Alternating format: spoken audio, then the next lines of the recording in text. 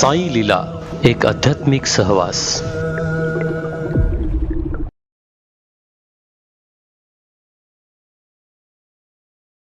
गुरुर्ब्रह्मा गुरुर्विष्णू गुरुदेवो महेश्वरा गुरु साक्षात परब्रह्म तस्मै श्री गुरुवे नमः.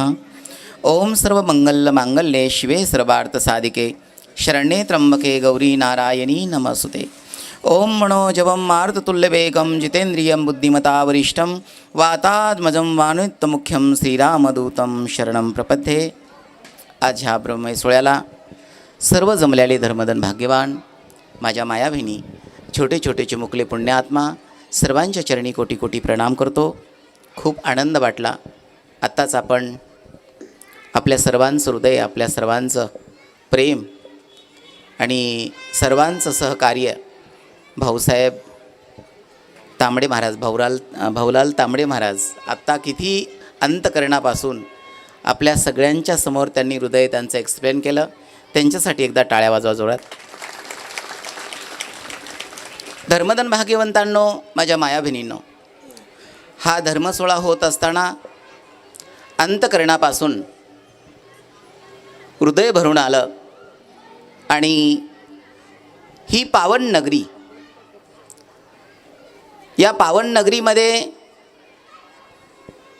आपल्यासारखे देवदेवता, महापुरुष आणि माझ्या माऊल्या, मी तर असं म्हणेल 5 ते 6 तासापासून बसलेल्या आहेत बिचाऱ्या. पहिल्या प्रथम तुमच्या भक्तीला प्रणाम करेल. धर्मधन भाग्यवंतांनो,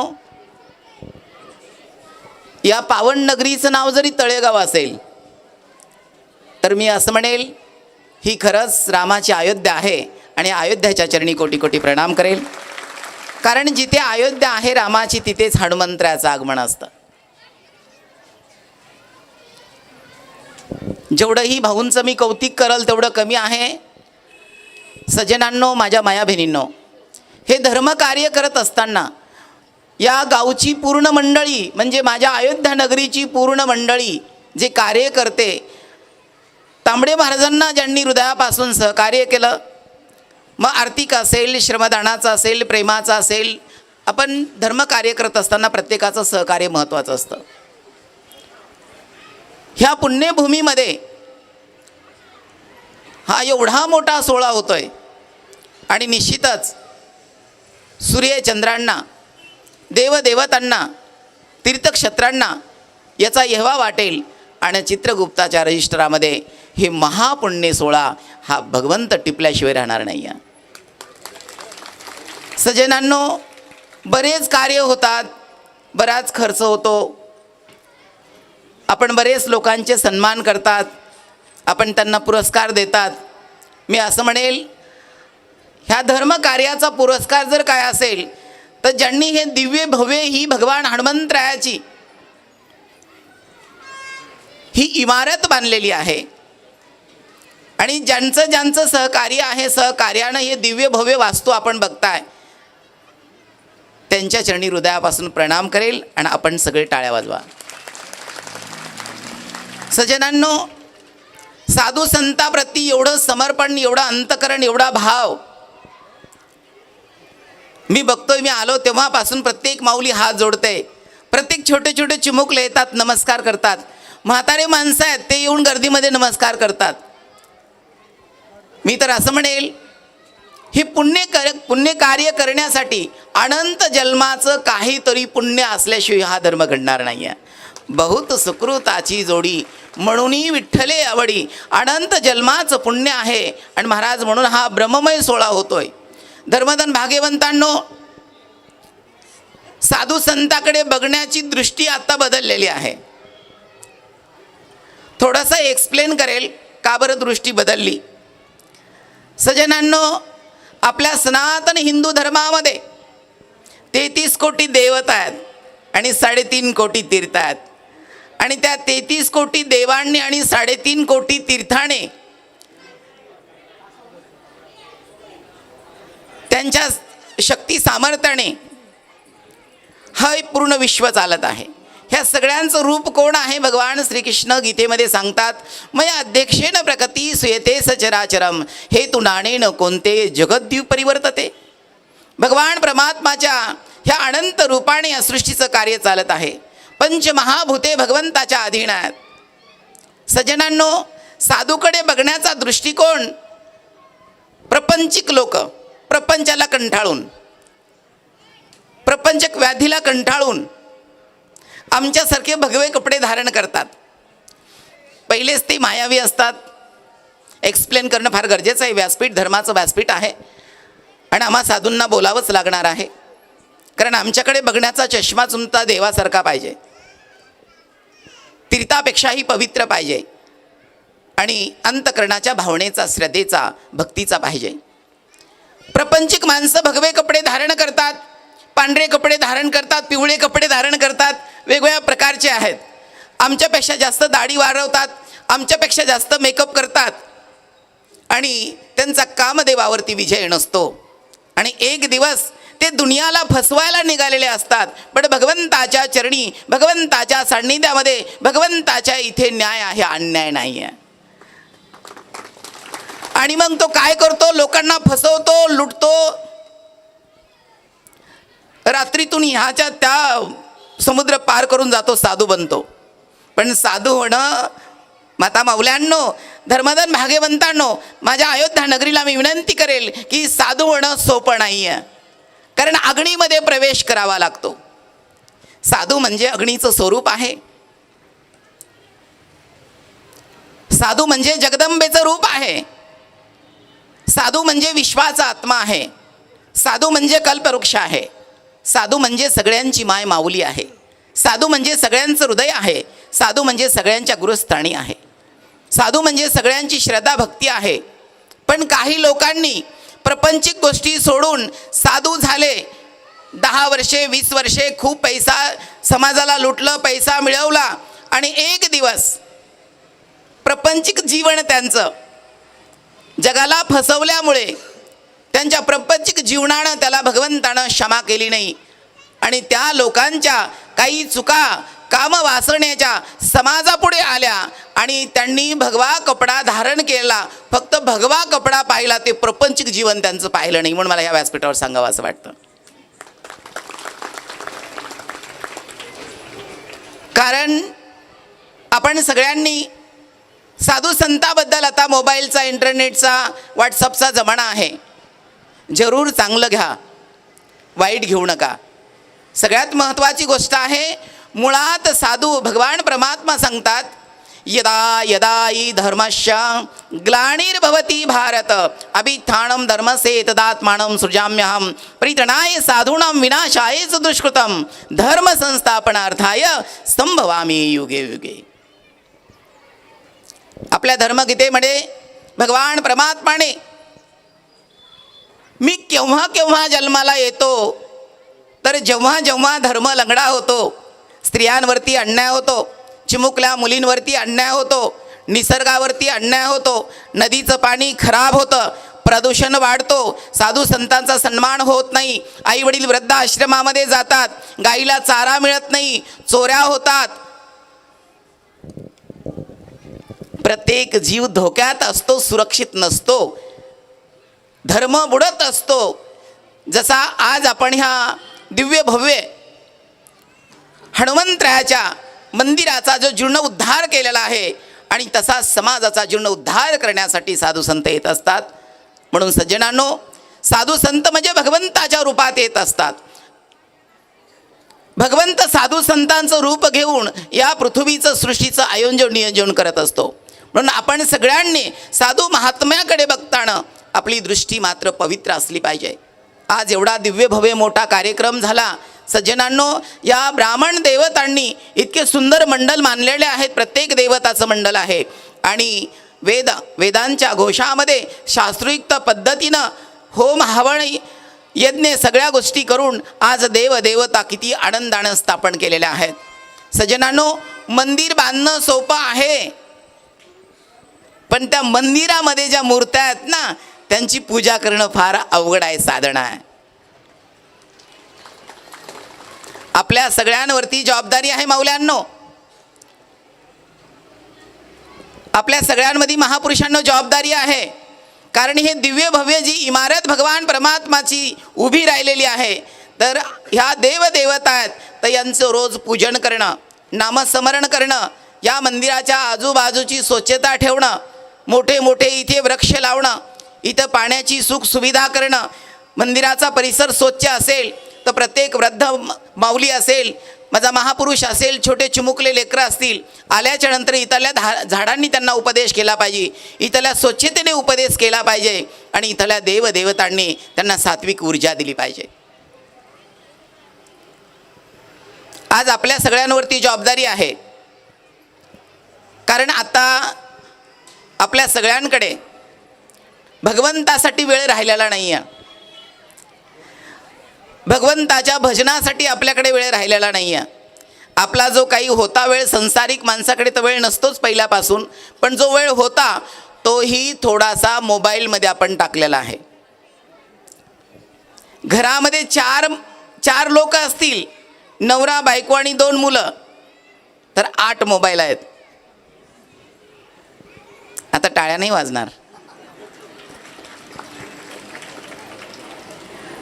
कारण छोटा मुलगा आहे, त्याला पप्पा म्हणता येत नाही, आई म्हणता येत नाही, दादा म्हणता येत नाही, पण तो मोबाईल त्याला यूज करता येतो. वेगवेगळ्या प्रकारचे त्या मोबाईलवरती खेळ आहेत. आणि वडील बाहेरून आले की पहिला गाडीची चाबी आणि मोबाईल त्या छोट्या चिमुकल्याच्या हातात असतो. बेटा, मी जे करतो तेच तुला करायचं आहे. मग पप्पा काय काम करतात प्रत्येकानं विचार करायचा आहे.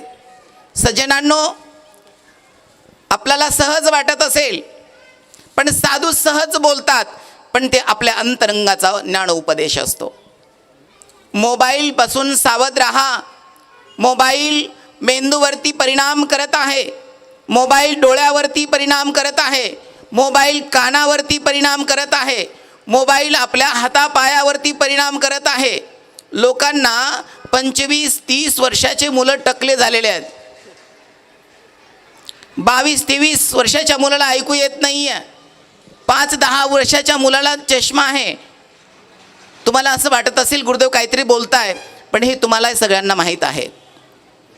सज्जनांनो, मोबाईल गरजेचा किती आहे ही प्रत्येकाला ईश्वराने सतसत विवेक बुद्धी दिलेली आहे. Conscience is God presence in man. जी सतसत विवेक बुद्धी आहे ते भगवंताचं ठिकाण आहे. साधू संत सांगून गेलेले आहेत आपल्याला, ह्या जगामध्ये काय सत्य आहे, तर ह्या जगामध्ये एक भगवंताचं नाम सत्य आहे. ह्या जगामध्ये काय सत्य आहे, एक सद्गुरूचा उपदेश एक सत्य आहे. या जगामध्ये काय सत्य आहे, तर भगवान परमात्माने या सृष्टीमध्ये जे साधू संत महंत भक्त पाठवलेले आहेत ते बोध करतात ते सत्य आहे. आणि म्हणून आपण याच्यावरती विश्वास ठेवणं फार गरजेचं आहे. मोबाईलमध्ये आत्तापर्यंत किती लाईट बिल गेलं असेल ते मोबाईल चार्ज करण्यासाठी, बरोबर आहे. मोबाईल आपण चार्ज करतात, ते वापरतात, आपण आयुष्यात कधीही चार्ज होत नाही. म्हणजे आपली बॅटरी लो होते, मोबाईलची बॅटरी चार्ज होते. मोबाईल फक्त आपल्याला यूज करतोय, आपण मोबाईलला यूज करत नाही. सज्जनांनो, मी आज जे बोलत आहे, तुम्ही येरी कोणाचे गाणे वगैरे व्हायरल करतात, आजचं प्रवचन एवढं व्हायरल करा की लोक मोबाईलपासून सावध झाले पाहिजे, साधू संतांच्या मार्गात आले पाहिजे, भगवंताचं चिंतन केलं पाहिजे, आईवडिलांची सेवा केली पाहिजे, गाईला चारा घातला पाहिजे. सज्जनांनो, आई घरात आहे, मुलगा मोबाईलमध्ये आहे. आजी घरात आहे, मुलगा मोबाईलमध्ये आहे. खरंच सज्जनांनो, माझ्या माया बहिणींनो, बघा, 1 मिनिटाचे डोळे झाका. माझ्या महापुरुषाने 1 मिनिट डोळे झाका आणि तुमच्या जीवनामध्ये किती दुःख आहे, किती व्याधी आहे, किती वेदना होत आहे, आपण जीवन कसं जगताय, आपण सगळे लक्ष द्या. कारण प्रत्येकजण सुखी आहे, प्रत्येकजण दुःखी आहे. मग सुखी कोण आहे, तर सुखी आहेत आमच्यासारखे साधू संत. बाकी कोणी सुखी नाही आहे. कारण कुणाला मुलाचं टेन्शन आहे, कुणाला मुलीचं टेन्शन आहे, कुणाला बाळ होत नाही त्याचं टेन्शन आहे, कुणाला बाळ होत आहे म्हणून टेन्शन आहे, कुणाला पगार होतोय म्हणून टेन्शन आहे, कुणाला जास्त पगार आहे म्हणून टेन्शन आहे. कारण प्रत्येक जीवन टेन्शनमध्ये जगताय. तर सज्जनांनो, आत्तापर्यंत माझ्या माया माऊलींना आणि माझ्या महापुरुषांना सांगेल, आत्तापर्यंत मुलांसाठी जगला असताल, मुलींसाठी जगला असताल, स्वतःच्या शेतीसाठी जगला असताल, स्वतःचं कुळ अस्तित्वात ठेवण्यासाठी जगला असतात. आत्तापर्यंत इथून सोडून द्या, पण आजपासून स्वतः जगायला शिका. स्वतः जगणं म्हणजे काय? मुलं मुली सोडून द्यायच्यात का? शेती सोडून द्यायची का? घरदार सोडून द्यायचं का? तर नाही. कारण स्वतःसाठी जगा म्हणजे खरं प्रेम जर करायचं असेल तर त्या भगवंतावरती करा, माझ्या हनुमंतरायावरती करा, माझ्या रामावरती करा. भगवान परमात्मा गीतेमध्ये म्हणतात आणि ज्ञानेश्वरीमध्ये माझे ज्ञानदेव सांगतात भगवंताची भक्ती कशी केली पाहिजे. ज्ञानदेव म्हणतात, नाना गायेच रे डोंगरी, परिचित्त बांधले वत्से घरी, येथे तैसेची प्रेम करी स्थानपती. थोडंसं याचं एक्सप्लेन करतो. गाय डोंगरावर चरायला जाते, पण तिचं चित्त कुठं असतं, मन कुठं असतं? जिथे वासरू बांधलेलं आहे तिथं तिचं चित्त असतं आणि फक्त पोट भरण्यासाठी ती डोंगरावरती गेलेली असते. तसं भगवंताने असं सांगितलेलं आहे, आपल्याला सगळ्यांना सावध केलं आहे. अर्जुनाला जरी बोध केला असेल, अर्जुन म्हणजे हे जग आहे, आपण सगळे आहात, आणि बोध करणारा तो निर्विनिराकार सच्चिदानंद परब्रह्म परमेश्वर आहे. आणि म्हणून तुम्ही जरीही संसारामध्ये गायीसारखा चारा खाण्यासाठी, पोट भरण्यासाठी गेला असाल, पण चित्त मात्र भगवंताकडे तुमचं असलं पाहिजे. सज्जनांनो, जास्त वेळ घेणार नाही, बराच वेळ झालेला तुम्ही बसलेले आहात. जाता जाता एवढंच सांगेल, ज्याच्या घरामध्ये आई वडिलांचा आणि स्त्रीचा सन्मान आहे तिथेच लक्ष्मी राहते. ज्या घरामध्ये स्त्रीचा आणि आई वडिलांचा सन्मान आहे त्याच घरामध्ये लक्ष्मी राहते. ज्या घरामध्ये आई वडिलांचा तिरस्कार आहे त्यांनी मंदिरात यायचं नाही.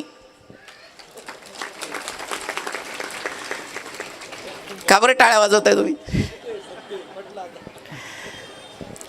जे आपल्या स्वतःचे छोट्या छोट्या चिमुकल्या मुलींची हत्या करतात त्यांनी कोणालाही दिदी ताई म्हणायचं नाहीये. आई त्यानं म्हणायचा अधिकार गमावलेला असतो, त्यांनी आई म्हणायचं नाहीये.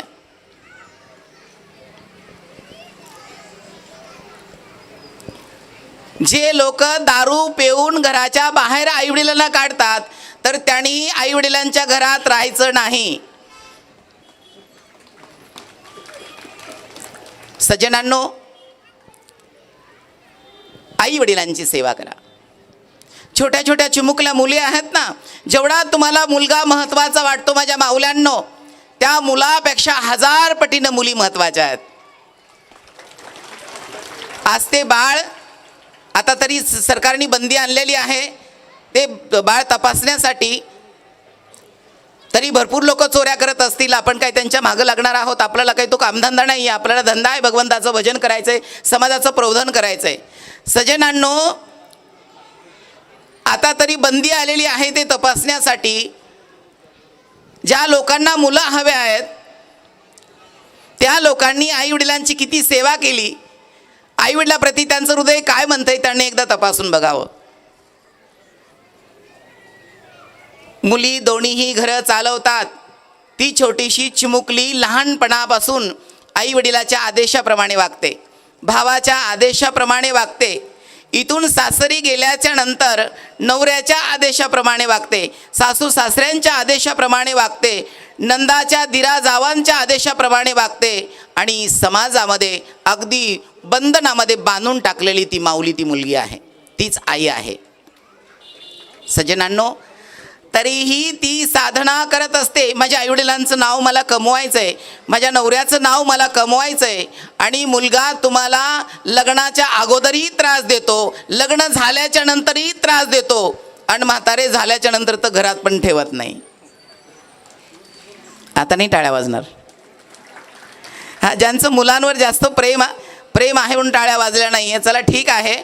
जाता जाता एवढंच सांगेल, आपल्या घरामध्ये जर शिक्षण असेल तिथे श्रद्धा आहे, आणि जिथे शिक्षण नाही तिथे अंधश्रद्धा आहे. जोपर्यंत आपले मुलं आणि मुली शिकवत नाही तोपर्यंत आपल्याला कोणी मदत करणार नाही. लक्ष असू द्या, आजपासून लक्षात ठेवा, माझी मुलगी डॉक्टर झाली पाहिजे, माझी मुलगी IAS झाली पाहिजे, अधिकारी झाली पाहिजे, माझी मुलगी चांगली शिक्षिका झाली पाहिजे, चांगली डॉक्टर झाली पाहिजे, ही अपेक्षा आई आणि वडिलांनी ठेवायला पाहिजे. मुलगी 18-19 वर्षाची झाली की तिचं लग्न केलं म्हणजे आपण बिनघोर झालात, असं कधीही पाप करू नका. मी जरी पाप म्हणत असेल तर लक्ष असू द्या, मी सगळ्यांची क्षमा मागून बोलेल, हे काही पाप नाही मी जे बोलतोय तर, पण असं पाप करू नका. कारण मुलींचे लवकर लग्न करू नका, तुमच्या डोक्यावरचं वजं कमी करू नका. मुलीचं लवकर लग्न केल्याच्यानंतर उलटं डोक्यावरती वजं वाढतं, लक्ष असू द्या. ज्यांनी छोट्या छोट्या चिमुकल्यांचं लग्न केलं आहे त्यांचे संसार कसे आहेत पहा. मुलीला चांगलं शिकू द्या, जेवढा मुलाचा लाड करताय तेवढाच मुलीचा लाड करा. जेवढ्या प्रेमानं त्याला शिकवतात तेवढ्याच प्रेमानं मुलीला शिकवा. आणि जर तुमचे मुलं शिकले तर लक्ष असू द्या, तुम्हाला बाबा बुवांच्या धाग्याची, लिंबूची, अंगात येण्याची, कृपाची, आशीर्वादाची गरज पडणार नाही. कारण की मुलगी कमवायला लागेल, मुलगा कमवायला लागेल, बाबाकडे जाऊन फुकटचा आशीर्वाद घ्यायची गरज नाही आहे. आणि आता मी तर असं म्हणतोय की ज्या गावामध्ये बाबा अंगुरा धुपारा करत असेल, लिंबू देत असेल, तर ते गाव अंधश्रद्धेमधून श्रद्धेकडे कधी वळणार नाही आहे. आणि जिथं याचा थारा नाही आहे ते गाव देव आहे. अजिबात कोण्या बाबा बुवावरती विश्वास ठेवू नका. मुलांना शिकवा, अभ्यास करायला सांगा. आणि सगळ्यात महत्त्वाची गोष्ट आहे, आई वडिलांना जाता जाता एवढंच सांगेल की त्या छोट्या चिमुकल्यांना खूप प्रेम द्या. आपलं कुठंतरी प्रेम कमी पडतं. 24 तास अभ्यास कर, अभ्यास कर, अभ्यास कर आपण म्हणतात. आणि मग काय होतं, बाहेर म्हणजे मित्राची आई म्हणा, मैत्रिणीची आई म्हणा, बरोबर आहे, मग त्या लेकरांना प्रेम देते. आणि मग आईला, त्या मुलांना असं वाटतं की माझी मम्मी चांगली नाही आहे, नेहमी मला अभ्यास करायला लावते, रागानं बोलते, आणि माझ्या मित्राची किंवा माझ्या मैत्रिणीची आई किती चांगली आहे. पण लक्ष असू द्या, गोड बोलणारी आई मित्राची आणि मैत्रिणीची, तिचं प्रेम नसतं, तुमच्याशी घेणं देणं नसतं. पण जी रागावती, अभ्यास करायला लावती ना, तिचं खरं प्रेम असतं. लक्ष असू द्या. कारण स्वतःचा अभ्यास पण कधी कधी कामाला येतो. कारण आपल्या सगळ्यांना खूप मुलांना प्रेम द्यायचं आहे, जीव लावायचा आहे. आणि लक्ष असू द्या, डोळस भक्ती असली पाहिजे, अंधभक्ती नको. हनुमंतराच्या मंदिरात आल्याच्या नंतर कृपा आशीर्वाद मागा. माझा मुलगा पास झाला पाहिजे, माझ्या मुलीचं लग्न झालं पाहिजे, माझे गुडघे चांगले झाले पाहिजे, माझं डोकं चांगलं झालं पाहिजे, असं काहीही विचारू नका. हनुमंतराकडे काय मागाल, हनुमंता मला तुझी भक्ती करण्याची बुद्धी दे. देवा मला स्वतः जगण्याची बुद्धी दे. सत्य काय आहे आणि असत्य काय आहे हे जाणण्याची मला बुद्धी दे. हनुमंतराय बुद्धीची देवता आहे, हनुमंतराय शक्तीची देवता आहे, हनुमंतराय व्यक्तीची देवता आहे, हनुमंतराय वीर हनुमंतराय तो संकटमोचन आहे. जेवढ्याही उपमा हनुमंतरायला देऊ तेवढ्या कमी आहेत. आणि म्हणून जाता जाता एवढंच सांगेल, आई वडिलांची सेवा करा, मुलींना आणि मुलांना शिकवा. आणि मुली आणि मुलं शिकत असताना आपण स्वतः TV-पासून, मोबाईलपासून संन्यास घ्या आणि मुलांच्या आणि मुलींच्या अभ्यासाकडे लक्ष द्या, त्यांच्या स्वच्छतेकडे लक्ष द्या, त्यांच्या आरोग्याकडे लक्ष द्या. फक्त त्यांना अभ्यास करा, अभ्यास करा असं सांगू नका. कारण काय होतं, माझ्याकडे शनिवारी बरेच प्रश्न येतात. मी जे आत्ता प्रवचन करतोय ना, हेच प्रश्न आहेत, त्या प्रश्नावरती मी सगळ्यांना बोलतोय. आई वडिलांची सेवा करा, मुलं आणि मुली शिकवा. आणि आज हे दिव्य भव्य इमारत आपल्या समोर आहे. हनुमंतराय म्हणजे आपल्या सगळ्यांचं दैवत आहे, ग्रामदैवत आपण ज्याला म्हणतात. आपल्या सगळ्यांचं रक्षण करण्यासाठी, आपल्या सगळ्याची उन्नती आणि प्रगती करण्यासाठी, आपल्या सगळ्यांना ज्ञानबोध देण्यासाठी आज भगवान परमात्माची आपण सगळ्यांनी प्राणप्रतिष्ठा केलेली आहे. आणि म्हणून ज्यांनी मंदिर बांधलं, ज्या समितीने मंदिर बांधलं, त्या समितीने झाडझूड करायला पाहिजे, त्यांनी जायला पाहिजे, अशातला भाग नाही आहे. आज लोक अर्पण सोहळा आहे आपल्या सगळ्यांसाठी, पूर्ण भारतासाठी, पूर्ण विश्वासाठी हे मंदिर आहे. आपण सगळ्यांनी जर रोज उठून जेव्हा जेव्हा आपल्याला वेळ मिळतो त्यावर जर येऊन आपण साफसफाई केली, इथे झाडं लावले, त्या झाडांना पाणी घातलं, सगळ्या छोट्या छोट्या चिमुकल्यांना मी विनंती तर म्हणणार नाही आहे, पण एक साधूचा आदेश म्हणेल, एक ग्रुप तयार करा, मुलींचा एक ग्रुप तयार करा, मुलांचा एक ग्रुप तयार करा आणि इथे रोज सकाळी आणि संध्याकाळी हनुमान चालिसाचा पाठ झाला पाहिजे. जेव्हा छोटे छोटे मुलं आणि मुली हनुमान चालिसा घेतील तर त्यांच्यामध्ये काय निर्माण होईल? त्यांच्यामध्ये सतसत विवेक बुद्धी. आत्ताच गुरुदेव बोलले, conscience is God, presence in man. God is truth and truth is God. God is everywhere. तो कसा आहे? The infinite in exist and variety, reservoir of all energies. तो भगवंत कसा बघायचा, कसा ओळखायचा? Brahma is bigger than the biggest and smaller than the smallest. लहानाहून लहान आणि मोठ्याहून मोठा आहे. कारण भगवान परमात्मा डोळ्यानं दिसत नाही आहे. भगवान परमात्मा जर भेटला ना तर ओळखूही येत नाही आहे. पण लक्ष असू द्या, ही सृष्टी पूर्ण तोच चालवतोय. जर भगवान परमात्मा जर दिसला असता तर आज श्रीमंताच्या घरामध्ये सोन्याच्या माडीमध्ये तो कुलूप लावून कोंडला असता. भगवंतानं तेवढं तरी त्याच्याकडे स्वतंत्र ठेवलेलं आहे की तो दिसत नाही. मग दिसतो कुणाला? ज्याने अंतकरण त्या भगवंताला समर्पण केलेलं आहे. साधू संत सांगून गेलेत, जाणती मज गोपिका हा पार्था अन्ने नंदा जाणती ततः. जाणती मज गोपिका हा पार्था अन्नेन जाणती तत्वतः. A close study of the wonderful dedicated life of these gopis. Me English ह्या सगळ्यांसाठी बोलत नाही, ज्यांचा देवावरती विश्वास नाही त्यांच्यासाठी बोलतोय. आपण सगळ्यांनी आईवडिलांची सेवा करा. सज्जनांनो, साधू संतांच्या मार्गात जा. आपल्या जीवनामध्ये जर सद्गुरू नसतील तर आपला कधीही मंगल नाही. लक्ष असू द्या, कबीर साक्ष्यात देतात, गुरुबिन माला फेरते गुरुबिन देते दान, गुरुबिन सब निष्फल गया पूछो वेद पुराण. कबीर म्हणतात, जर तुमच्या जीवनामध्ये जर सद्गुरू नसेल तर तुमचं नामस्मरण भगवंतापर्यंत पोहोचत नाही, भगवंत स्वीकार करत नाही. तुम्ही किती दानशूर असाल, श्रीमंत असाल, ज्ञानी पंडित असाल, पांडित्य तुमच्याकडे असेल, पण भगवंतापर्यंत पोहोचत नाही आहे. याचं कारण काय? की संशय वृत्तीने गर्वाने नामस्मरण केलेलं अजिबात देवाला आवडत नाही आहे. आणि जोपर्यंत जीवनात सद्गुरू येत नाही तोपर्यंत हे षडविकार जात नाही. याचं कारण सांगितलं तुम्हाला. प्रत्येकाच्या जीवनामध्ये किती तो टॅलेंट आहे, किती हुशार आहे आणि तो जीवनामध्ये किती पदव्या त्याच्याकडे आहेत, किती श्रीमंत आहे.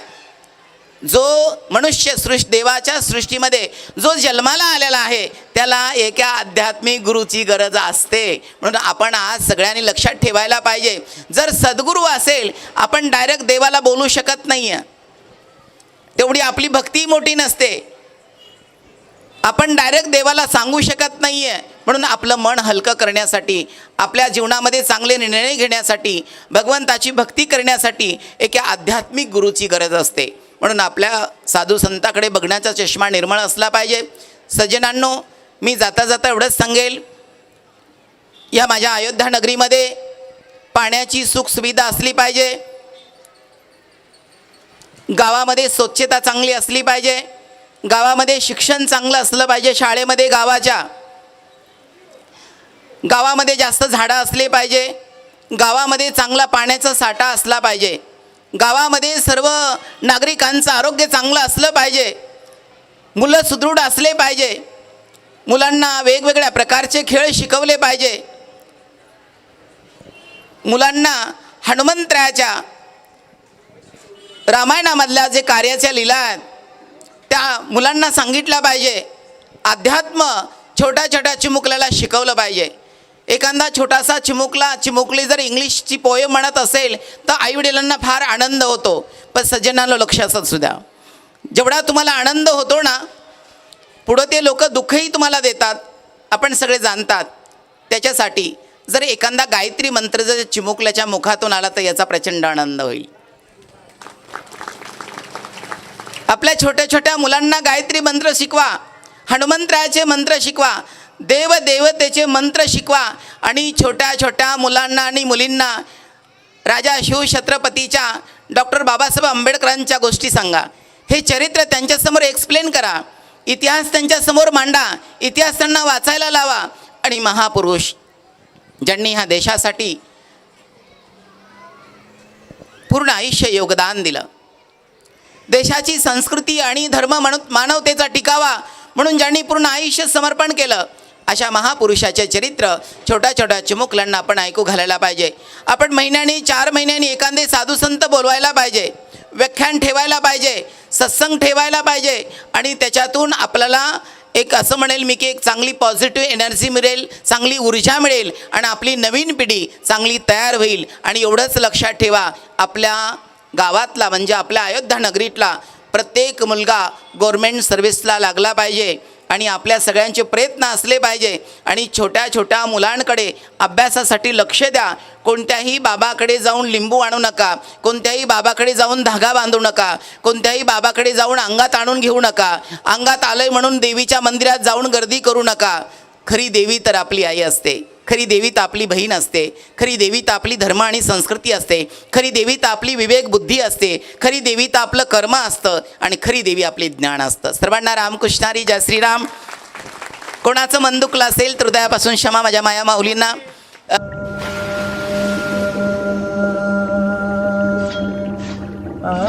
साई लीला एक आध्यात्मिक सहवास.